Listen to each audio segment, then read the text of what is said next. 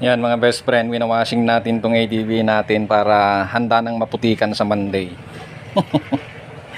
Yan lang purpose mga best friend ng pagwawashing. Winawashing para handa ulit na maputikan. Tag-ulan eh. Ayan, so babiyahe tayo ng Nueva Ecija sa Monday mga best friend. Punta tayo kay Egor Moto Garage sa Gimba, Nueva Ecija.